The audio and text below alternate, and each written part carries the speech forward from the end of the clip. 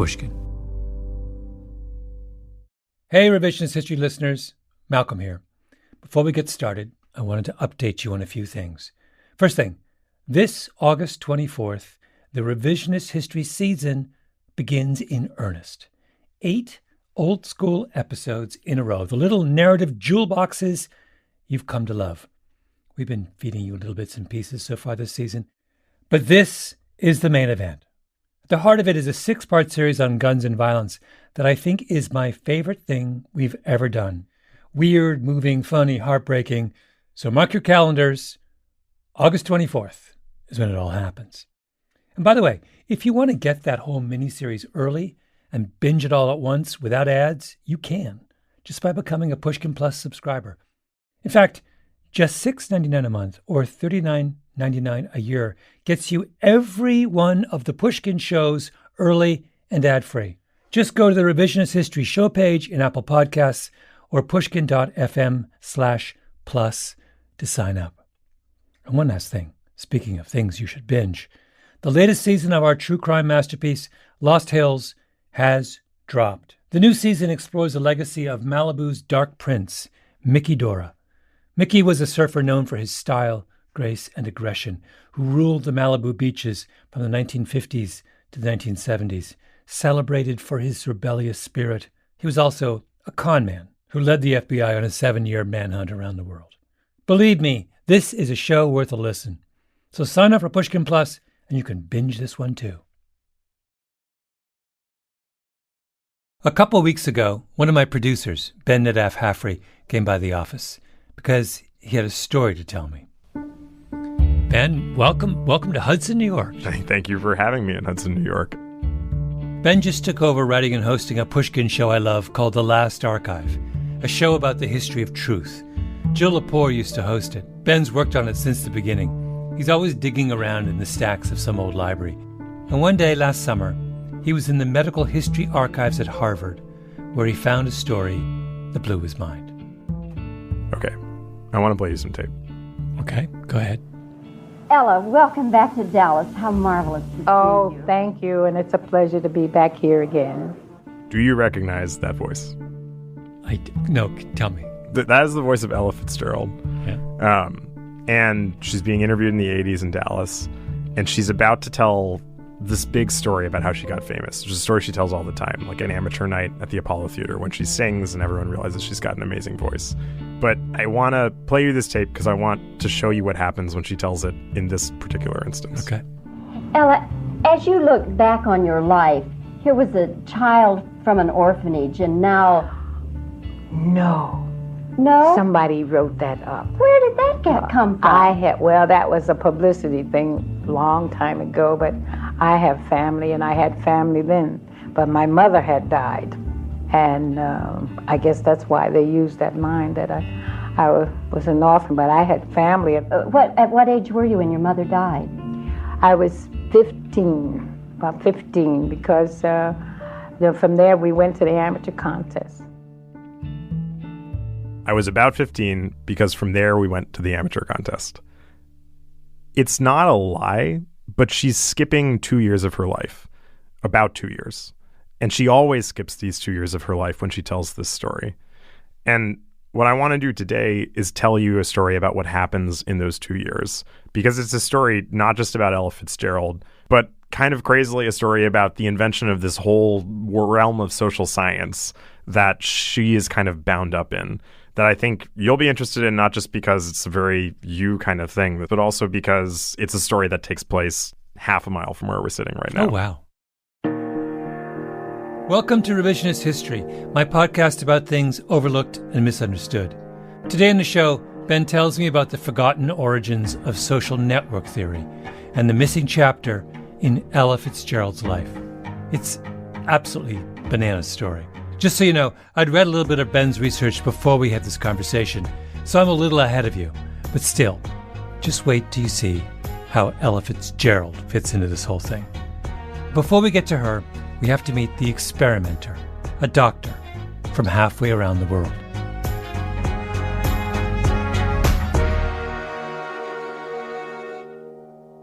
Wait, so back up for a second. So we begin with this man Jacob, what's his middle name? Jacob Levy Moreno. Jacob Levy Moreno, he's Austrian. He always claimed that he was born on a boat in the Black Sea.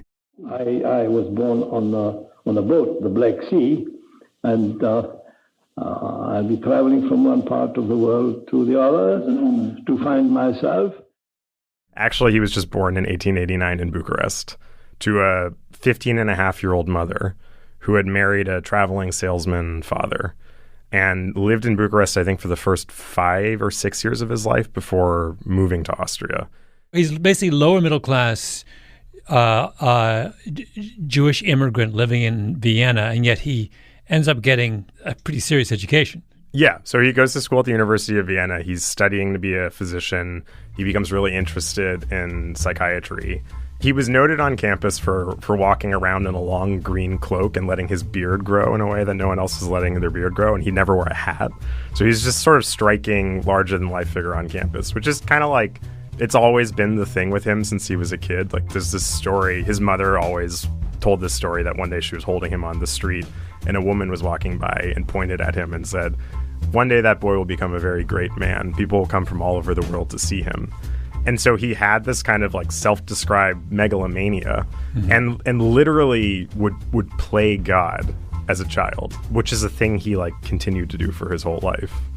So he's part of the intellectual scene in Vienna. Yeah. And then makes his way to the United States. Yes. So he makes his way to the United States after World War I. And, you know, psychodrama at this point is sort of his big idea. But wait, define psychodrama is the... So it's like you have a problem you want to work through. The common way of working through that problem is to go to a psychoanalyst's office and lie down on the couch and just talk about your problem. He thought, you have a problem, you bring it to the stage, and you act out whatever problem you're having, and you'd have this kind of dynamic way of engaging with the issues you were facing. And then that would help you either have a catharsis and break through it, or just like reimagine your own role within the problems you're having such that you no longer have them.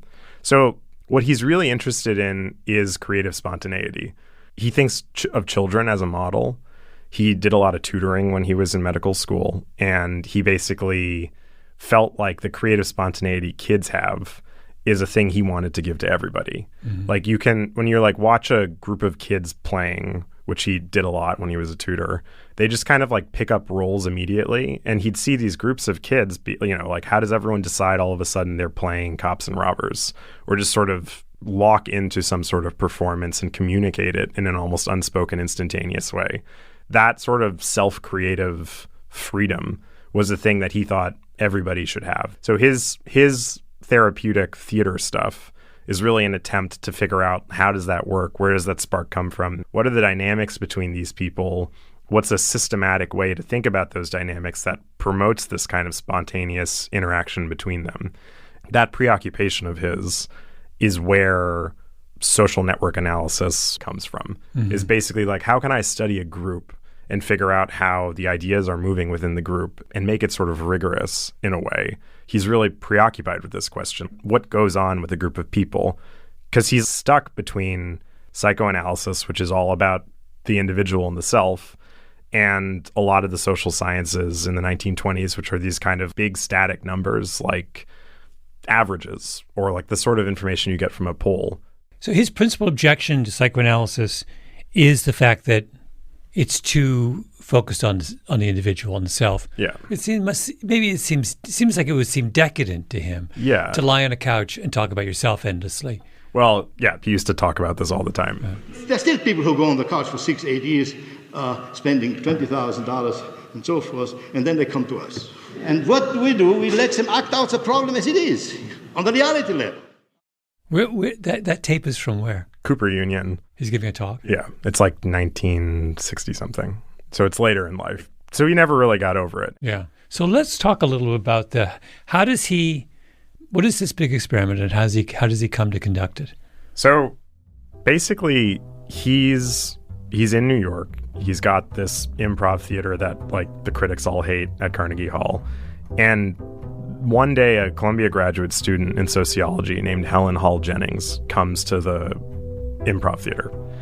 And somehow they identify that they're both really interested in this question of rigorously figuring out the way groups work. And Moreno, as you can tell, is sort of like all over the place and wasn't a super focused or rigorous person, but had just a crazy number of ideas that were really pretty insightful. And what Helen Hall Jennings had was an extremely rigorous math background and also connections. And when they sort of figured out that they had this thing in common, this interest, they began working with each other. And so they begin to work up a science for mapping the way groups work. So they begin to go to classrooms. There's like a Brooklyn public school they go to where they ask all the kids, like, who do you most want to sit next to? And then they start creating diagrams of like how successfully integrated the classroom is. Like, are people sitting next to the kids they want to sit next to? They go to Sing Sing prison. But the thing is, like, they're kind of fiddling around the edges. Like, these are small experiments. And what they need is a really big experiment. And they kind of luck into meeting this woman named Fanny French Morse, who's the superintendent of the New York State Training School for Girls, which is a women's reformatory located half a mile from here. Like, go out the door, turn right, walk down the street, and we'd be there. I mean, I go running up to that place all the time. It's a prison now. Yeah, I mean, it's a place that really creeps me out. But the history of reformatories and the juvenile justice system, that's one of the big accomplishments of the progressive era, is this idea we should not be treating kids who commit crimes the way we treat adults who commit crimes, because on some level people thought kids can change more than adults can. So rather than like locking them in a prison in a city with a bunch of adult criminals, they should have a different court system. They could be charged for different things. Like, a lot of young girls were sent to reform schools just for being incorrigible or ungovernable. But they were sent to these places that were always in bucolic settings that were meant to take them out of contaminated cities and put them in places where they could become better versions of themselves. And so Fanny French Morse runs the Hudson one. And it's always on the cusp of being a prison or a school. And so it's constantly in need of being reformed because it gets too strict or it gets too punitive, and they need to make it more, re-educative instead. And she's this lifelong progressive reformer who takes over the training school when it's become basically a prison.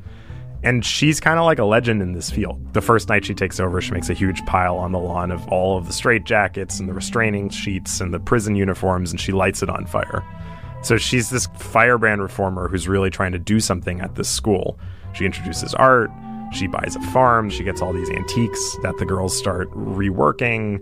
She's trying to give them an aesthetic education. But notably, the thing that the training school really does is it's a miniature version of society. So Fanny French Morse invites J.L. Moreno and Helen Hall Jennings to the school, which is thrilling to them because it's a totally closed environment that's this microcosm of society with 500 girls who are arranged in brick cottages with nice latticework trim. So J.L. Moreno moves to Hudson with Helen Hall Jennings. And he goes for it because he's living... Is he at this point well known? What's his level of... He's becoming better known, but he is a person who wants to be operating on the biggest scale possible. And this scale of experiment is an opportunity for him to do that. So I think he sees it as a big break. So the European genius megalomaniac and his brilliant data-minded research partner get on the train from Manhattan, come up 2 hours to Hudson to conduct one of the first and most dramatic experiments of its kind ever, right? Yeah, that's exactly right. An attempt to understand the social dynamics of a girls' prison, reform school. There are 500 girls in the school. Roughly 500 girls. Yeah. So he descends on the school, he and Helen Hall Jennings. And what do they do? So the first thing they do is they hand out questionnaires to all the girls that say, choose the top 5 girls in this community that you want to live with. And tell us why.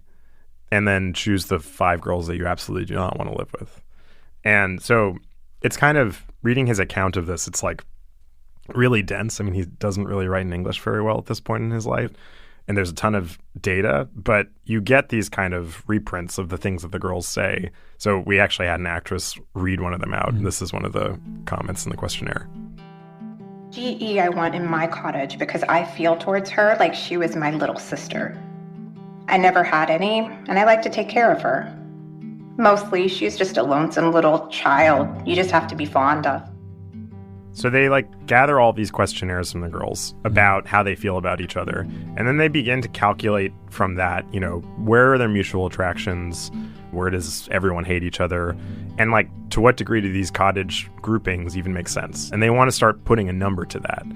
But it's not just the questionnaires. They begin to do a lot of observing of the girls, watching them work in the steam laundry, watching them make rugs or shine up antiques. And that becomes data too. And all of this is used in service of figuring out who's isolated in the community, who's rejected by the community, who's beloved by the community. But they're observing everything. They're collecting, Moreno at one point says they collect 10,000 pages of data. And one of the things about this new science is you have that much data and you can't conceive of it all. It's before computers. There's no way to really understand what that all means except for a map. And that is the critical thing that they do, is create these really intricate maps of what the community looks like. So this map right here is the entire community of the school. Oh, wow. It looks like a giant spider's web. Yeah. And he has nodes 1, 2, 3, 4, 5, 6, 7, 8, 9, 10, 11, 12, 13. Is each one of these nodes a group of girls or a single girl? Each one of those big circles is a cottage. Oh, I see. Now, but before we go any further, do we believe these maps? That is to say, do we think he is actually accurately capturing the patterns of relationships and influence within the community? I think he misses a lot. And also there's this kind of forced thing about it. None of these girls are consenting to it. Who knows about if they're telling him the truth? But I think that there is genuine insight there. And one of the reasons is there's this thing that happens. It starts on Halloween night of 1932. There's a party in one of the cottages, and somebody creates a distraction, and two of the girls, Ruth and Marie, run away from the cottage. And then something really weird happens. Over a total of 14 days, 14 girls run away. It's kind of this chain reaction. Nobody really understands why it's happening. But it's a runaway rate that's 30 times higher than normal. And this happens after Moreno's collected a lot of his data. He has an outbreak, essentially, of girls who get this idea to flee, to run away. Yeah. And he's trying to trace, what was he trying to do? Trying to trace the source of the outbreak, or to see how the idea of running away had traveled through the community? Yeah, he's trying to see how the idea of running away travels through the community, which is this kind of, you talk about this a lot, this idea of an idea being contagious. He posits that there's not some central reason why the girls are running away. Yeah. And so is he saying that his hypothesis would be the group who ran away are all linked? Yeah. Are intimately linked according to his network analysis? Yes. So that's his explanation. And so he and Jennings go to their maps and try and figure out if it's true what his theory is, that there's some way that this impulse to run away is traveling through the network of girls. And he and Jennings trace this in the map and then call it proof that networks exist. And one of the reasons he's confident in it is because then, based on those same questionnaires about who likes whom and who doesn't like whom, he rearranges the cottages. And over the next some period of months, the number of runaways dwindles pretty radically. And so the thought is that's the evidence that this is in some way meaningful, is that the rearrangement seems to work. This whole thing is started by two girls. Yeah. What does network theory tell us about those who originate the epidemic? Were they socially influential girls? So no, they're actually pretty isolated girls. So here's just a map of them. That's one of those is Ruth and one of those is Marie. And basically, red lines are lines of attraction, black lines are lines of rejection. And so They're really close. They dislike the same people. They like the same people. They really like each other. Mm-hmm. But on the broader map, not a lot of lines of influence run towards them, except for, a couple significant ones that connect them to the people who then begin to run away next. Oh, I see. So our first observation is the two who begin the epidemic are closely bound to each other, but isolated from everyone else. So there's there's not a lot of glue holding them in place. Yeah, it's not like the most popular girls in the reformatory run away and then everyone follows suit. Yeah. But like with all of this stuff, there's only so much he's seeing and there's only so much he's allowing himself to say. And they also have this agenda of proving that their science works. Their account is the only account we have of what actually happened and how successful their stuff was. Yeah. But so this is his explanation. So he's got this big idea, and he and Jennings have the evidence he thinks proves it.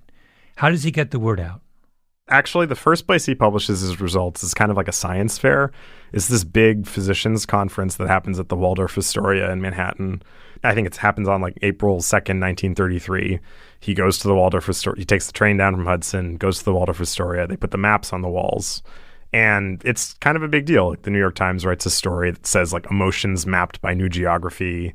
He calls it psychological geography. He's riding high. He says he's going to make a map of all the emotions in New York City. And that's the first place he publishes it. But then he goes back to the school, and it's a year after that the book comes out called Who Shall Survive? Which is the book you have in front. Which is this. This is actually one of the original books. This is from 1934. I took it out from the library, and it's like a year overdue now. So that's, if anyone's listening to this, I will be returning it someday. That's a Pushkin promise. We always return our library books. And after the break, we'll find out what all this research has to do with Ella Fitzgerald.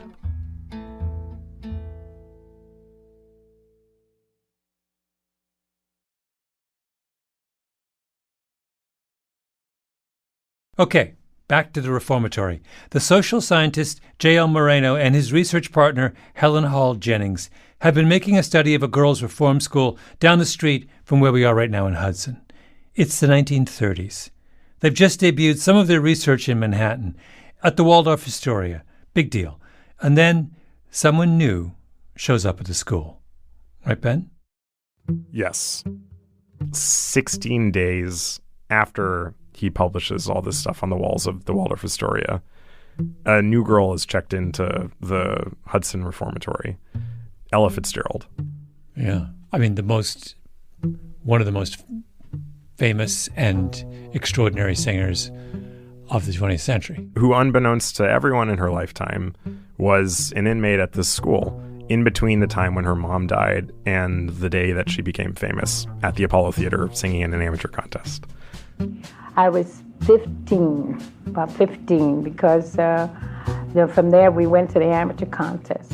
She never talked publicly about this fact that she was an inmate at the training school for girls, and it wasn't even known publicly until after her death in the 90s when this intrepid investigative reporter Nina Bernstein figured it out. But what we know is she's at the training school starting April 18th, 1933. When she's how old? It's like a week before her 16th birthday. Because her mother has just died. So her mother dies when she's 15. Yeah. And she starts to take odd jobs. So she's running numbers. She's a lookout for a brothel. She gets picked up by the cops, sentenced to the training school. And she checks in, just over 2 weeks after Moreno's shown his first diagrams from the research. She's then there for like about a year. And what we know of her time there is through Nina Bernstein's reporting, talking to people who worked at the training school and remembered her. They would ask her to come back to talk to the girls, and she never would. Mm-hmm. So Bernstein talked to them about what's known about her. People remembered she had amazing penmanship. She was an excellent student. One day she was invited to a church nearby with a group of the black girls who liked to sing and was said to have sung her heart out. But she was there at the time that the study was being made. And her experience there is significant to me, not just because she's a really famous person who intersects with this place, but because it belies Moreno's study. Like, it shows what's actually happening there that's not captured in his maps and new science. And sure enough, she is thought to have run away. Yeah. So basically, she's checked in there. What we know from Nina Bernstein's reporting is she wasn't allowed to sing in the all-white choir, must have stayed in one of the 2 cottages the black girls were allowed to live in. Probably, like all of the black girls, had to do laundry for the white girls, but she was also kept in the basement of one of the cottages at the training school and beaten. But then there's this vagueness around how she leaves the training school. But because of the parole records, it's plausible that she ran away. And she's living back in New York, I think in Yonkers, and she's homeless. Like, she's wearing ragged clothes, and she and a group of her friends decide to enter the amateur talent night at the Apollo Theater, which is this competition where if you win, you get to play at the Apollo for a week. And she at this point thinks she's going to be a dancer. So she's planning to enter as a dancer. I mean, do you want to hear the tape of her telling the story? So this is her towards the end of her career talking to Andre Previn. When you first started, you had visions of not being a singer. You were going to be a dancer. Is that right? Right. Tell me about that. Oh, you really want to hear that? Oh, well, yeah. It started back in my hometown in Yonkers. And I was what they call the greatest little dancer in Yonkers. And we used to go down to the Apollo on amateur night, my girlfriends and I. And, like they always tell you, if you want to be an amateur, to sign and drop your name in the box. And being from Yonkers, we never thought anybody would send a postcard to Yonkers. And the 3 of us, we put our names in. And I was the one who was chosen. And I made up my, they say, well, if you don't go, you're chicken. Right. So we went, and believe it or not, I was the first amateur that they called. And there were 2 sisters who were the dancingest sisters in the world, called the Edward Sisters. And they were starring at the Apollo. And they closed the show at the Apollo. And when I saw those ladies dance, I says, no way I'm going out there and try to dance, because they stopped the show. Mm-hmm. I was the first one was called. And when I got out there, somebody hollered out in the audience, what is she going to do? So this is like a story she tells all the time. Uh-huh. What nobody knew is that when she was on stage at the Apollo, she was just out of the training school. And my mother had a record of Miss Connie Boswell, who I think was one of the greatest singers that ever lived. And she used to play Object of My Affection and Judy. And I got so I had, used to sing it. So when the man said, sing something, well, I tried to sing Judy. And I thanked Miss Connie Boswell, because then I tried to sing like her, and I sang, if a voice can bring every hope of the spring, that's Judy. And everybody says, oh, that girl can sing. And the people applauded so much, I sang Object of My Affection. That was the other side of the record. That you knew those 2 things. Uh-huh. And I won first prize. Yeah. So then that made me feel like, well, I want to try to be a singer. I love it so much, and I think it's it's obvious, but if she's a node in these maps, we know her so well as a person, but obviously, like every single person in the maps had a full life too. And you actually think you found... Yeah, I think I found... a notation. You found her place in the social diagram. Yes, I found a girl who's plausibly Ella Fitzgerald, but I can't know for sure. It's a black girl named Ella. In this book, there's a mention of a girl named Ella. All the girls on the maps are given initials, like 2-letter initials, that don't correspond with their names. And there's mention of a girl named Ella. She's given the 2-letter initial GA. And then, like 100 pages later, there's a map with the GA on it that specifies that GA is a black girl. So there's a GA named Ella who's a black girl, and we know that Moreno was making the study at the time when Ella was also in the school. Did you make this discovery, or did... I made this discovery because I read this. You have contributed whole to the book. Legend of both Ella Fitzgerald and J.L. Moreno. Unfortunately, yes. That is correct. And what happens when Moreno and Jennings's research comes out? It has a pretty significant reception. Moreno's gotten involved in the New Deal. But like the most significant thing that comes out of the groundswell of support is he launches a journal called Sociometry. But it's this really influential journal. And, like 6 Degrees of Separation is tested there. All of these leading lights of social science, like George Gallup, Margaret Mead, John Dewey, they're like involved in the editorial board or publishing in the journal. It's finally like a platform for him to share these ideas about social networks, basically, with a broader public. And that field, social network analysis, doesn't really take off until the 70s or 80s, but he's credited with being a major forerunner of it and doing it in this experiment. This story is significant to me in part because it's sort of the story of science in the 20th century, or like one kind of science in the 20th century, which is, I think, in the quest to institutionalize his ideas and to be as big a player as he could be, I feel like J.L. Moreno kind of pulled his punches. Like, he had 10,000 pages of data. I don't believe that he didn't know what was actually going on at the school, and specifically what was happening to the black girls at the school. And it's not that kind of thing wasn't sayable in the 1930s, because the Attorney General had already said that the school should be desegregated. So the school is segregated, and the New York State Attorney General has asked that it be desegregated.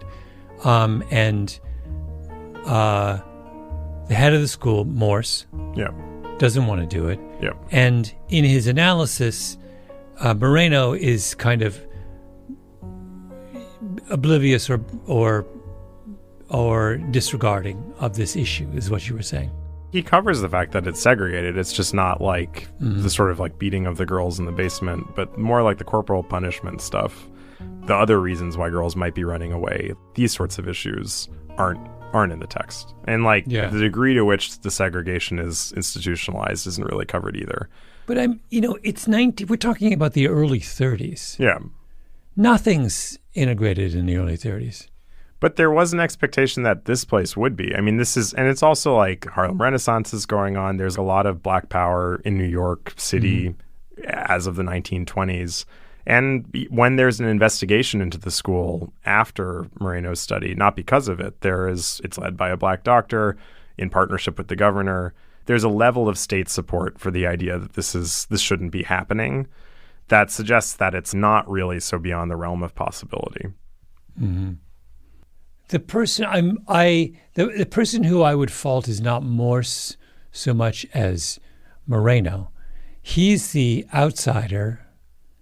He's the one who sees himself as a revolutionary, who doesn't at least profess to be held by the standards of the rest of society, who is, as you say,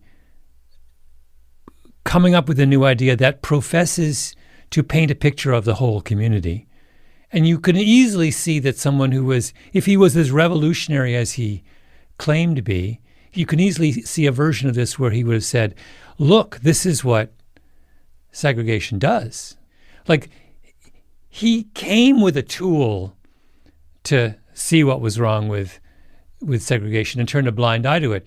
I mean, interestingly, of course, social science becomes hugely important in the strategy of the civil rights movement and the legal strategy of the civil rights movement. Brown versus Board and the dolls. And on, in the 50s and 60s. So, there's an opening.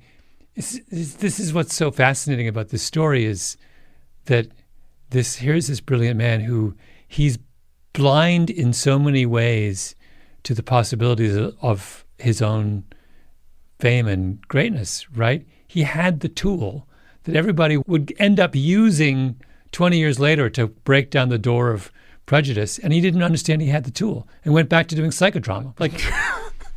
He had it, right? Does he continue over the rest of his life pursuing social network theory or doing psychodrama? I mean, he stays involved with sociometry. I think he just wanted to be a director. Mm-hmm. There's a story he tells about when he was a kid that to me is kind of structured the way I think about him. And I think he's sharing it because he thinks it has some fundamental truth about himself contained in it. But I just want to play you this one thing. This is about when he's a child, I think in Bucharest still. One Saturday, my parents were away. A crowd of children gathered in our house in the basement, and I still remember that they came to me and said, now you, Jack, that was my first name, what are you going to do today? I said, let's play God. Well, I said, now, Fred. Then one of the children said, and who is God? I said, I am God and you are my angels. And then they all said, let's build a heaven.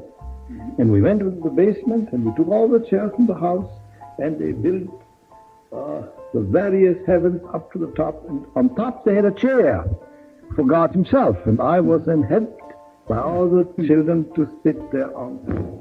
Well, as it is, I was God there, and I stood still, but the angels began to run around and sing. And suddenly one of the angels said, why don't you fly? And I stretched my arms, and I fell down and broke my right arm.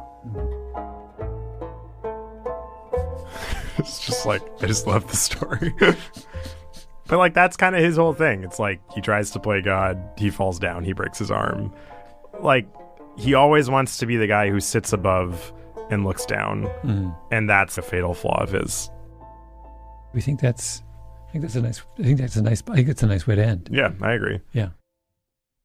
For more psychodrama, go subscribe to The Last Archive to hear 6 episodes of gripping intellectual history. Ben's got stories on mid-century songwriting machines, invasive species panics, freelance wiretappers turned evangelists, and time travel. Subscribe and you'll also hear a whole different version of the story Ben told today, coming soon. You won't want to miss it. Ben produced this episode of Revisionist History as well, with help from Jacob Smith and Kiara Powell. We were edited by Peter Clowney and Julia Barton, engineering by Nina Lawrence, mastering by Sarah Bruguer. Original music by Matthias Bossi and John Evans of Stellwagen Symphonette. I'm Malcolm Gladwell.